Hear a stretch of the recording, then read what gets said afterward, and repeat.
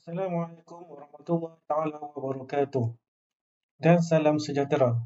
Kami daripada PSUUM semester Oktober sesi 2025-2026 bagi kursus JMJF C2014 Ekonomi dan Pembangunan ingin membentangkan tugasan kumpulan kami yang bertajuk Analisis Terperinci Berkaitan Perdagangan Antarabangsa di India. Ahli kumpulan kami terdiri daripada 5 orang iaitu Muhammad Ashraf Amir bin Muhammad Fakri Ruzi, Muhammad Syahir bin Nordin, M. Vanessa anak perempuan Ituraya Sami, Jacinta Liza anak perempuan Joseph dan Olia Rasi anak perempuan Muniandi. Dalam pembentangan ini kami akan menghuraikan secara menyeluruh tentang peranan perdagangan antarabangsa dalam pembangunan ekonomi India. Antara perkara yang akan dibincangkan termasuk profil India, trend perdagangan antarabangsa dari tahun 2017 hingga 2025, corak perdagangan utama, kelebihan serta cabaran yang dihadapi dan juga kesan perdagangan terhadap pembangunan ekonomi tersebut. Diharapkan pembentangan ini dapat memberikan pemahaman yang jelas tentang bagaimana perdagangan antarabangsa memainkan peranan penting dalam pertumbuhan ekonomi India. Seterusnya, saya Muhammad Syahir bin Nordin akan menerangkan sebab pemilihan India sebagai negara kajian dalam tugasan ini. India dipilih kerana merupakan salah satu ekonomi terbesar di dunia dan semakin memainkan peranan penting dalam perdagangan global. Negara ini mempunyai struktur ekonomi yang pelbagai, merangkumi sektor pertanian, perindustrian dan perkhidmatan. Selain itu, sektor teknologi maklumat atau IT di India merupakan antara penyumbang utama kepada ekspor negara. Perkembangan sektor ini telah meningkatkan daya saing India di peringkat antarabangsa. Di samping itu, India mempunyai jumlah populasi yang sangat besar serta tenaga kerja yang mahir dan berkos rendah. Faktor ini memberikan kelebihan kepada India dalam menarik pelaburan asing dan meningkatkan aktiviti perdagangan. Tambahan pula, India mempunyai rangkaian rakan dagang yang luas. Hal ini membantu negara tersebut mengurangkan kebergantungan kepada satu pasaran sahaja dan meningkatkan kestabilan ekonomi. Walau bagaimanapun, India juga mempunyai beberapa cabaran dalam perdagangan antarabangsa. Antaranya ialah kebergantungan kepada import minyak dan teknologi, serta masalah defisit perdagangan yang berterusan. Pada tahun 2020, perdagangan India mengalami penurunan yang ketara akibat pandemik COVID-19. Keadaan ini berlaku kerana gangguan rantaian bekalan global serta penurunan permintaan dari pasaran antarabangsa. Walau bagaimanapun, tidak semua sektor terjejas. Sektor farmaseutical dan perkhidmatan digital masih menunjukkan prestasi yang baik kerana permintaan terhadap ubat-ubatan dan perkhidmatan dalam talian meningkat ketika pandemik. Seterusnya, pada tahun 2021 sehingga 2022, perdagangan India mula menunjukkan tanda pemulihan. Ini dapat dilihat melalui peningkatan ekspor, khususnya dalam sektor teknologi dan farmaseutical, selaras dengan pemulihan ekonomi global. Namun begitu, bagi tempoh 2023 sehingga 2025, perdagangan India sekali lagi berdepan cabaran akibat ketidaktentuan global. Faktor seperti konflik geopolitik dan kenaikan harga minyak mentah telah meningkatkan kos import. Keadaan ini menyebabkan defisit perdagangan kekal tinggi walaupun ekspor terus berkembang. Lebihan perdagangan. Lebihan perdagangan berlaku apabila nilai ekspor sesebuah negara melebihi nilai import. Keadaan ini menunjukkan bahawa negara memperoleh lebih banyak pendapatan daripada aktiviti perdagangan antarabangsa berbanding perbelanjaannya untuk membeli barangan dari luar negara. Sebagai contoh, dalam konteks India, syarikat seperti Infosys dan Tata Consultancy Services menyediakan perkhidmatan teknologi maklumat kepada syarikat di Amerika Syarikat dan juga Eropah. Bayaran yang diterima dalam mata wang asing seperti dolar Amerika Syarikat meningkatkan pendapatan negara. Situasi ini memberi kesan positif kepada ekonomi kerana ia membantu meningkatkan aliran mata wang asing dan mengukuhkan kedudukan kewangan negara dalam perdagangan global. Defisit perdagangan. Defisit perdagangan berlaku apabila nilai import sesebuah negara melebihi nilai ekspor. Keadaan ini menunjukkan bahawa negara membelanjakan lebih banyak untuk membeli barangan dari luar berbanding pendapatan yang diperolehi melalui ekspor. Dalam kes India, defisit perdagangan berlaku secara konsisten kerana negara ini sangat bergantung kepada import, terutamanya minyak mentah dan barangan teknologi. Import ini penting untuk memenuhi keperluan domestik seperti tenaga dan juga pembangunan industri. Walaupun India mempunyai kekuatan dalam sektor perkhidmatan seperti teknologi maklumat yang menjana pendapatan ekspor, jumlah import yang lebih tinggi menyebabkan defisit perdagangan terus berlaku. Ini menunjukkan bahawa peningkatan ekspor sahaja tidak mencukupi untuk menampung keseluruhan perbelanjaan import negara. Slide ini menunjukkan produk ekspor utama India yang mencerminkan kelebihan kompetitif negara tersebut di peringkat global. Pertama, sektor perkhidmatan teknologi maklumat dan perisian merupakan penyumbang terbesar kepada ekspor India. Negara ini dikenali sebagai hub global bagi perkhidmatan teknologi dan sokongan kepada syarikat luar. Disokong oleh tenaga kerja mahir, kos yang kompetitif serta inisiatif seperti Digital India. Kedua, produk farmaceutical. India merupakan antara pengeluar utama ubat generik dunia dan memenuhi standard antarabangsa seperti WHO GMP. Sektor ini memainkan peranan penting terutamanya semasa pandemik COVID-19 apabila permintaan terhadap ubat-ubatan meningkat. Ketiga, sektor tekstil dan pakaian yang merupakan ekspor tradisional India. Sektor ini kekal relevan kerana disokong oleh bahan mentah seperti kapas dan tenaga kerja yang mahir. Produk ini diekspor ke pasaran utama seperti Amerika Syarikat, Eropah dan Timur Tengah. Selain itu, India juga terkenal dalam ekspor barang kemas dan perhiasan. Negara ini merupakan pusat pemprosesan belian terbesar di dunia, hasil daripada kemahiran tenaga kerja dan pengalaman industri yang lama. Akhir sekali, produk petroleum yang ditapis. Walaupun India mengimport minyak mentah, negara ini mempunyai kapasiti penapisan yang tinggi, membolehkannya mengekspor produk seperti petrol, diesel dan bahan petrokimia. Secara keseluruhannya, kepelbagaian sektor ekspor ini menunjukkan kekuatan India dalam kedua-dua sektor perkhidmatan dan perindustrian, sekaligus memperkukuhkan kedudukannya dalam perdagangan antarabangsa. Seterusnya, saya Indonesia akan sambung perbincangan ini, iaitu produk ekspor utama. Ekspor merupakan salah satu elemen yang penting dalam perdagangan antarabangsa kerana ia menyumbang kepada pertumbuhan ekonomi dan juga pendapatan bagi sesebuah negara. Bagi India pula, ekspor didominasi oleh beberapa sektor utama yang menunjukkan kelebihan kompetitif di negara ini di peringkat global. Antaranya adalah termasuk teknologi maklumat dan perisian, which is IT, produk pharmaceutical, tekstil dan pakaian, barang kemas serta produk petroleum yang ditapis. Berikut merupakan produk ekspor utama India oleh sektor yang mendominasi perdagangan di negara India. Antaranya kita boleh lihat iaitu perkhidmatan IT dan perisian yang merupakan penyumbang terbesar ekspor. India merupakan satu hub global outsourcing yang disokong oleh tenaga kerja mahir, kos kompetitif dan juga inisiatif Digital India. Seterusnya, produk pharmaceutical India merupakan pengeluar dan juga pengekspor utama ubat generik dunia di mana ia mematuhi standard WHO GMP yang memainkan peranan kritikal semasa pandemik COVID-19. Seterusnya, tekstil dan pakaian.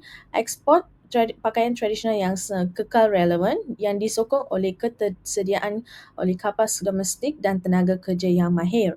Pasaran utama adalah Amerika Syarikat, Europe, Timur Tengah. Seterusnya, barang kemas dan perhiasan. India merupakan pusat pemprosesan berlian terbesar dunia dan disokong oleh kemahiran tenaga kerja dan pengalaman industri berdekad. Seterusnya, produk petroleum yang ditapis. Walaupun India mengimport minyak mentah, kapasiti penapisan tinggi membolehkan India untuk mengekspor petrol, diesel dan juga bahan kimia petrokimia. So kita boleh lihat di sini dalam pie chart di mana ia merupakan anggaran komposisi ekspor India di mana 35% merangkumi mendominasi oleh IT dan perkhidmatan, manakala 15% merupakan petroleum dan 15 seterusnya merupakan barang kemas, 20% yang seterusnya adalah tekstil dan 15% yang seterusnya adalah dalam sektor pharmaceutical. Seterusnya, faktor yang menyokong dominasi produk ekspor. Dominasi produk ekspor India didorong oleh beberapa faktor utama, antaranya ialah iaitu tenaga kerja yang ramai, mahir dan berkos rendah, khususnya dalam sektor IT dan pembuatan. Selain itu, ketersediaan sumber semula jadi serta infrastruktur industri yang kukuh yang menyokong pengeluaran produk bernilai tinggi. Dasar kerajaan seperti Make in India turut memainkan satu peranan yang sangat penting dalam meningkatkan pengeluaran domestik dan juga ekspor produk. Di samping itu, permintaan global yang tinggi terhadap produk seperti pharmaceutical dan perkhidmatan IT memberikan satu kelebihan kepada India dalam pasaran antarabangsa. Secara keseluruhannya, faktor-faktor ini membantu untuk memperkukuh kedudukan India sebagai salah satu pemain utama dalam perdagangan global. Salam sejahtera semua. Nama saya Oliar Simuniandi. Nombor matrik saya 283889.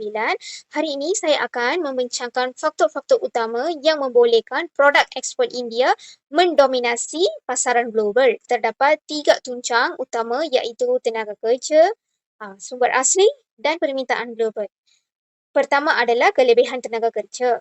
Okey, pada kelebihan tenaga kerja memberikan populasi yang besar di India bukan ramai tetapi mereka berkemahiran tinggi terutamanya dalam sektor IT dan pembuatan. Ini menjadikan kos pengeluaran lebih kompetitif. Kedua adalah sumber semula jadi dan infrastruktur. Okay, ini akan memberikan sokongan kepada kerajaan seperti Make in India telah memperkukuhkan infrastruktur industri. Ini memudahkan penghasilan produk bernilai tinggi secara domestik. Ketiga adalah permintaan global. Okey, permintaan global berfokus kepada sektor strategi, produk seperti pharmaceutical, seperti ubat perubatan dan perkhidmatan IT mempunyai permintaan yang sangat tinggi di luar negara. Memberikan ini kelebihan dalam pasaran antarabangsa. Secara keseluruhannya, gabungan tenaga kerja, mahir kos yang kompetitif dan polisi kerajaan yang mantap menjadi asas kepada kerajaan perdagangan di India. Seterusnya, saya akan membincangkan tentang kesan isu global terhadap perdagangan India. Pertama adalah pandemik COVID-19 pada tahun 2020 hingga 2021. Semasa krisis COVID-19, ekspor India telah merosot sebanyak 15% dari sektor. Yang paling teruk terjelas adalah tekstil dan perbuatan. Walau bagaimanapun, sektor farmaseutical dan tetap menunjukkan pertumbuhan yang positif kerana permintaan global yang tinggi terhadap ubat-ubatan dan perkhidmatan digital pada waktu itu. Kedua adalah perang Rusia dengan Ukraine pada tahun 2022. Perang ini menyebabkan harga minyak dan gandum melambangkan tinggi. Ini mengakibatkan defisit perdagangan India meningkatkan dengan ketara. Isu ketiga adalah ketidaktentuan ekonomi global. Keadaan ekonomi ini, dunia yang tidak menentu, telah mengurangkan permintaan antarabangsa terhadap produk kejuruteraan dan tekstil di India. Dalam masa yang sama, India terpaksa terhadap dengan meningkatkan kos bahan mentah yang diimport dari luar negara. Isu-isu global ini telah mendedahkan betapa tingginya bergantungan India terhadap import minyak. Oleh itu, India perlu memperaksakan sektor yang mempunyai nilai tambah tinggi untuk mengukuhkan semula ekonomi mereka. Slide ini menunjukkan strategi tindak balas India dalam menghadapi kesan isu global terhadap ekonomi dan perdagangan. Pertama adalah pelbagaian pasaran ekspor. India memperluaskan ekspor ke negara baru supaya tidak terlalu bergantung kepada satu pasaran saja. Contohnya, apabila pasaran tertentu terjejas, India masih boleh bergantung kepada pasaran lain. Kedua adalah pengukuhan sektor strategi. India melabur dalam sektor penting seperti farmaseutical dan teknologi untuk meningkatkan pengeluaran produk bernilai tinggi. Ketiga adalah dasar perdagangan adaptif. India menggunakan dasar perdagangan yang fleksibel seperti mengawal import dan ekspor bagi menghadapi perubahan harga dan gangguan bekalan. Keempat adalah kerjasama antarabangsa. India bekerjasama dengan negara lain melalui perjanjian perdagangan untuk memastikan pasaran kekal stabil. Strategi ini membantu India kekal stabil walau bagaimanapun berdepan cabaran global. Selamat sejahtera, saya Jacinta Liza, nombor matris 283756, akan membentangkan tentang strategi tindak balas India. Pertama sekali, diversifikasi pasaran ekspor, memperluaskan hubungan perdagangan ke pasaran baru selain US dan Europe bagi mengurangkan risiko kejutan luaran. Selain itu, dasar Make in India. Seterusnya, tenaga boleh diperbarui, pelaburan dalam tenaga solar dan angin untuk mengurangkan kebergantungan terhadap import minyak mentah. Seterusnya, perjanjian perdagangan bebas meningkatkan akses pasaran, menarik pelaburan asing dan memperluaskan jaringan perdagangan antarabangsa. Seterusnya, cadangan strategi untuk meningkatkan prestasi perdagangan. Pertama sekali, sumber tenaga dan import. Melabur dalam tenaga boleh diperbarui dan meneroka sumber import alternatif bagi mengurangkan kebergantungan terhadap minyak mentah. Pengukuhan ekspor bernilai tinggi, fokus kepada IT dan farmasi dan inovasi digital yang mempunyai permintaan tinggi di pasaran global.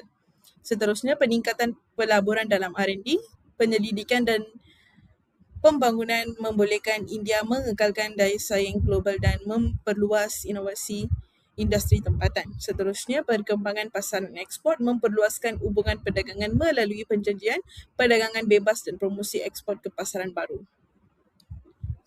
Peranan WTO dalam mengatur perdagangan dagangan Perdagangan India menetapkan peraturan perdagangan antarabangsa, menyelesaikan pertikaian perdagangan dan mengurangkan hubungan tarif dan bukan tarif. Impak kepada India, keanggotaan India dalam WTO memberi manfaat melalui akses pasaran global yang lebih luas dan perlindungan daripada amalan perdagangan tidak adil. Seterusnya, sebagai kesimpulannya, analisis perdagangan antarabangsa India 2017 hingga 2025 menghasilkan tiga dapatan utama, iaitu ekspor berkembang konsisten. Dari segi sektor IT, farmasis dan produk bernilai tambah tinggi mengekalkan daya saing India walaupun berdepan pandemik dan konflik geopolitik.